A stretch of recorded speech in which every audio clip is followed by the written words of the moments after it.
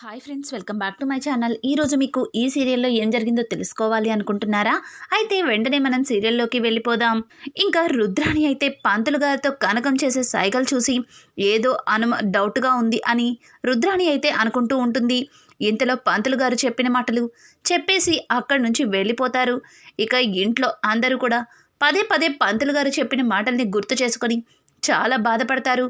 ఇక్కడ చూస్తే అనామిక అయితే, డాడీ, కళ్యాణ్ లేకుండా నేను బ్రతకలేను డాడీ, నాకు కళ్యాణ్ కావాలి అని చెప్పి ఇక అనామిక అయితే బోరున ఏడుస్తూ ఉంటుంది. అలాగే కళ్యాణ్ కూడా అనామిక గురించి గుర్తు చేసుకొని తనలో తను కుమిలిపోతూ ఉంటాడు. కళ్యాణ్ అలా కుమిలిపోవడాన్ని చూసిన రాజ్ అలాగే కావ్య ఇద్దరు కూడా కళ్యాణ్ గదిలోకైతే వెళ్తారు. కళ్యాణ్ని బయటికి తీసుకొచ్చి, చూడు కళ్యాణ్, నువ్వు ఇలా ఉంటే ఎలా చెప్పు? నీకు ఇంతకు ముందే చెప్పాం కదా, మీ అన్నయ్య నేను ఏ జాతకం చూసి పెళ్లి చేసుకున్నాం చెప్పు, కానీ మేమిద్దరం సంతోషంగా లేమా? నువ్వేమీ మనసులో పెట్టుకోమాకు, అనామికకి నీకు పెళ్లి చేసే బాధ్యత మాది అని చెప్పి రాజ్ అలాగే కావ్య ఇద్దరు కూడా ఇక కళ్యాణ్ని ఓదార్చుతూ ఉంటారు. కానీ కళ్యాణ్ మాత్రం ఏమీ మాట్లాడకుండా సైలెంట్గా మళ్ళీ గదిలోకైతే వెళ్ళిపోతూ ఉంటాడు. ఏయ్, ఏంట్రా, ఏం మాట్లాడకుండా అలా వెళ్ళిపోతున్నావు? అసలు ఎందుకురా? ఏం జరగకముందే నువ్వు ఇలా ఉంటున్నావు అని చెప్పి కళ్యాణ్ని పట్టుకుని ఇద్దరు కూడా అడగడంతో ఇక కళ్యాణ్ చెప్పిన మాటలకి ఒక్కసారిగా కావ్య అలాగే రాజులిద్దరు కూడా షాక్ అయిపోతారు. ఇక కళ్యాణ్ అయితే కింద గార్డెన్లోకి వాళ్ళిద్దరిని చెయ్యి పట్టుకుని తీసుకెళ్తాడు. వాళ్ళిద్దరికీ కూడా ఏమీ అర్థం కాదు. ఏంటి కళ్యాణ్ ఇలా ప్రవర్తిస్తున్నాడు అని చెప్పి రాజ్ కావ్యలిద్దరూ ఒకరి మొహారు ఒకరు చూసుకుంటూ ఉంటారు. ఇంతలో వాళ్ళిద్దరినీ అలా తీసుకెళ్లడం కనకం కూడా చూస్తుంది. కనకం దొంగచాటుగా అసలు ఏం జరుగుతుందా అని చెప్పి తొంగి తొంగి చూస్తూ ఉంటుంది. ఇక కళ్యాణ్ అయితే కావ్య అలాగే రాజులిద్దరికీ కూడా, అన్నయ్య, ఎన్ని రోజులు కూడా నేను అనామికని ప్రేమించాను అనుకున్నాను, కానీ అనామికని నేను ప్రేమించలేదన్నయ్య.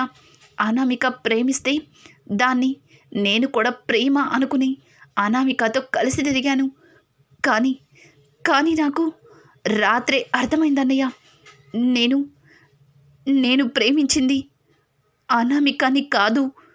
ఈ టైంలో నేను ఇది చెప్పచ్చో లేదో నాకు కూడా తెలీదు, కానీ ఎవరికి చెప్పాలో నాకు అర్థం కాలేదు అని అనడంతో ఇంతలో కావ్య, కళ్యాణ్, ఏం మాట్లాడుతున్నావు? నువ్వు అనామికని ప్రేమించలేదా? అంటే ఎవరిని ప్రేమించావు? అసలు మాకేం చెప్పాలనుకుంటున్నావు? చెప్పు కళ్యాణ్, నువ్వు దేని గురించి కుమిలిపోతున్నావు? అది చెప్పాలా వద్దా అని ఆలోచిస్తున్నావు. నిన్ను చూస్తుంటేనే నాకు అర్థమవుతుంది అని చెప్పి ఇక కావ్య అయితే కళ్యాణ్ని ఫోర్స్ చేస్తూ ఉంటుంది. అలాగే రాజ్ కూడా, చెప్పరా, చెప్పు, ఏదైనా బాధ ఉంటే అది బయటికి కక్కేస్తేనే ఆ బాధ తీరుతుంది. నువ్వు ఏమనుకుంటున్నావో, నీ మనసులో ఏం ఆలోచిస్తున్నావో నాకు చెప్పరా, ఖచ్చితంగా నేను నీకు సహాయం చేస్తాను అని చెప్పి రాజ్ కూడా కళ్యాణ్ భుజం మీద చెయ్యి వేసి ఇక దగ్గరికి తీసుకుంటాడు. ఇంతలో ఇదంతా వింటున్న కనకమైతే తన మనసులో, చెప్పు కళ్యాణ్, చెప్పు, నువ్వు ప్రేమిస్తుంది అప్పునే అని చెప్పు, ఇంకెందుకు ఆలస్యం, చెప్పు, ఆ మాట నీ నోట్లోంచి వినాలని ఆశగా ఎదురు చూస్తున్నాను అని చెప్పి కనకమైతే ఇక దూరం నుంచి దొంగచాటుగా చూస్తూ అలా మాట్లాడుతూ ఉంటుంది. ఓ, అందుకేనా పెళ్లి సంబంధం చెడగొట్టావు అని అడగడంతో, ఉండవమ్మా, పెళ్లి సంబంధాన్ని నేను చెడగొట్టడం ఏంటి? అసలు ఆ పెళ్ళే జరగదు, ఇక చెడగొట్టిన దాని గురించి అడుగుతున్నావు. అయినా అక్కడ కళ్యాణ్ ఏం చెప్తున్నాడో వినాలి అని అంటూ కనకమైతే అలాగే తొంగి తొంగి చూస్తూ ఉంటుంది. ఇక కనకంతో మాట్లాడేది ఎవరో కాదు, రుద్రాణినే కనకంతో పాటు తాను కూడా అక్కడ ఏం జరుగుతుందా అని తొంగి తొంగి చూస్తూ ఉంటుంది. ఇంతలో కళ్యాణ్ అయితే తన మనసులో ఉన్నది అలాగే తను ప్రేమిస్తున్నది ఎవరో కాదు, కావ్య వాళ్ళ చెల్లి అప్పుని ప్రేమిస్తున్నానన్నయ్య. అప్పు లేకపోతే నేను బ్రతకలేను. నా జీవితంలోనే సగం భాగం అయిపోయింది అప్పు లేని రోజే లేదు, అప్పు లేని గడియే లేదు నా లైఫ్లో. అన్నయ్య, నువ్వే ఇంట్లో అందరితో మాట్లాడి అప్పుకి నాకు పెళ్లి జరిపించాలి అని చెప్పి ఇక కావ్యరాజులు ఇద్దరు చేతులు పట్టుకొని బోరున ఏడ్చేస్తాడు. ఇక వెంటనే కనకమైతే ఒక్కసారిగా అక్కడ డీజే డాన్సే వేసేస్తుంది. సూపర్. నేను ఏమీ చెయ్యకుండానే కళ్యాణ్ మనసులో నా కూతురు అప్పు ఉందని ఇలాగే అర్థమైపోయింది. అసలు రాత్రి ఏం జరుగుంటుంది అని చెప్పి కనకం అనుకుంటూనే తల పక్కకి తిప్పుతుంది. అక్కడ రుద్రాణి కనిపిస్తుంది. రుద్రాణిని చూసిన కనకం ఒక్కసారిగా షాక్ అయిపోతుంది. ఏంటి, కళ్యాణ్ అప్పుని పెళ్లి చేసుకోవాలని తెగ సరదా పడుతున్నట్టున్నావు? అసలు అప్పు కళ్యాణ్ ఎందుకు పెళ్లి చేసుకోవాలి?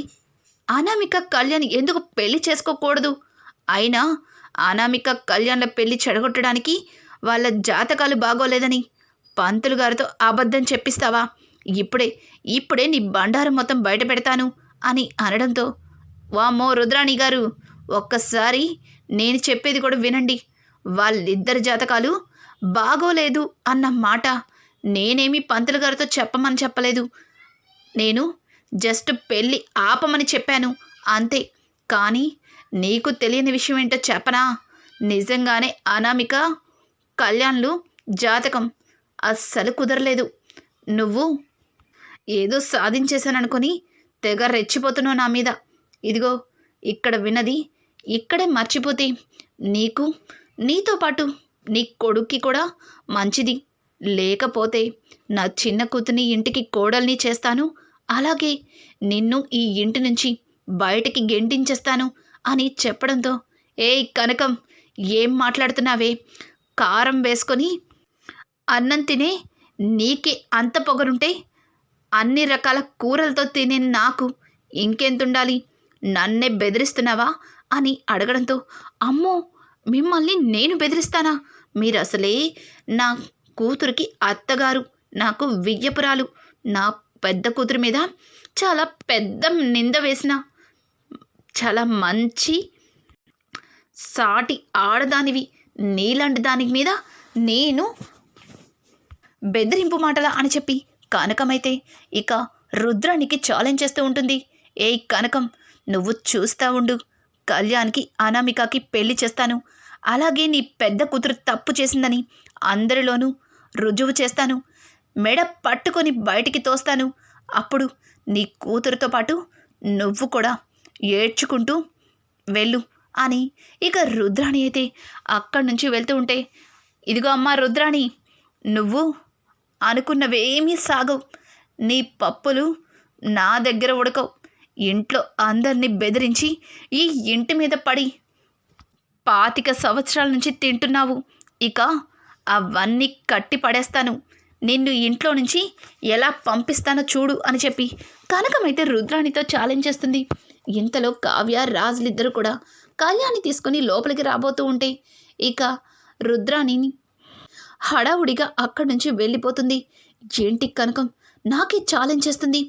ఎంతవరకు ఈ కావ్యతోటి ప్రాబ్లం అనుకుంటే ఈ కనకంతో కూడా ప్రాబ్లం మొదలయ్యేలా ఉంది.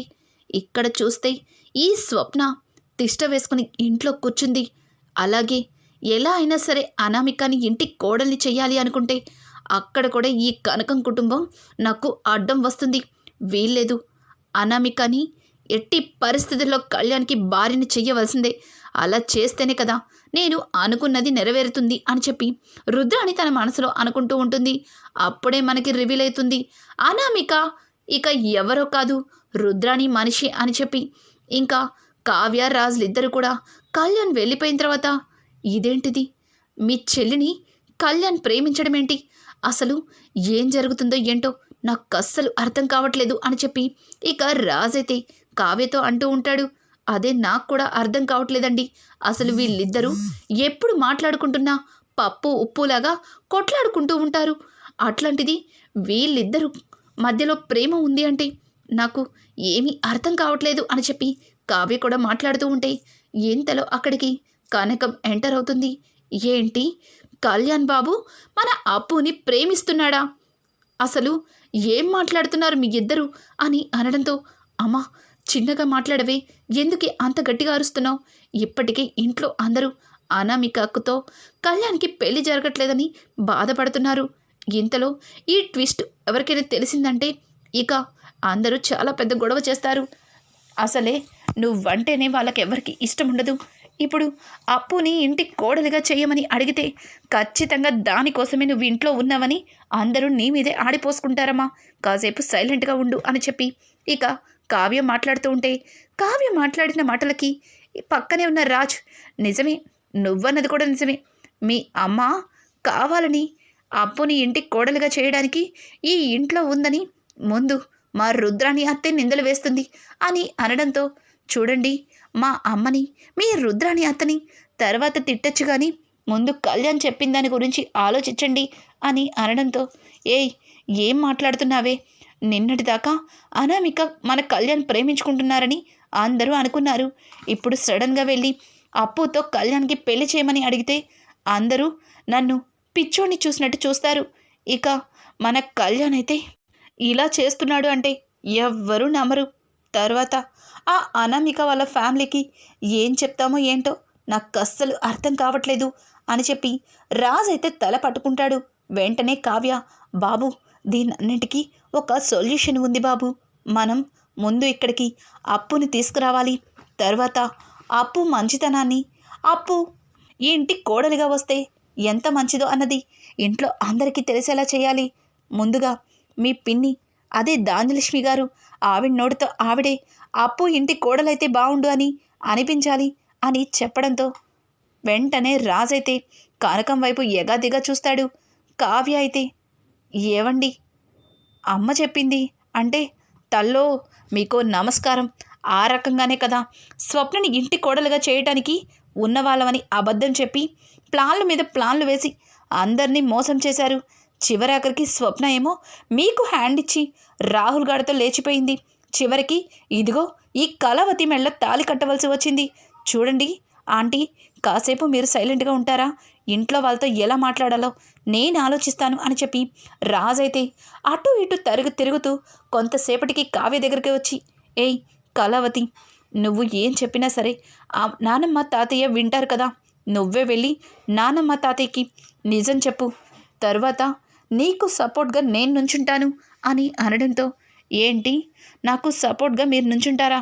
మీరు నన్ను సపోర్ట్గా నుంచున్నట్టు అనిపించట్లేదు.